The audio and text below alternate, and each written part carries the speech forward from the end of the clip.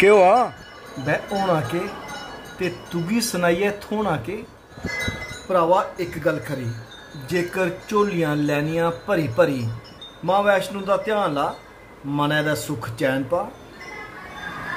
मह नराते आए गए मां दे जयकारे लगने न पुन्न कमाने दी होड़ लगी पौनी पाप सारे तजने न।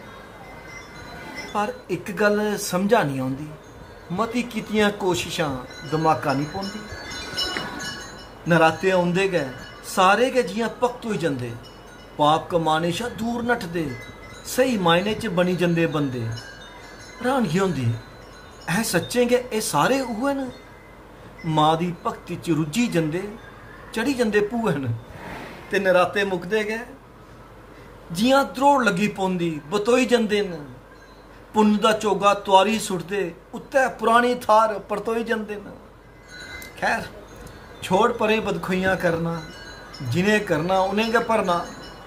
तुसें सारें गी नराते दियां मतियां मतियां मुबारकां ते ऐकती नरातें च माता रानी दी जरूर गायो कार। जय माता दी।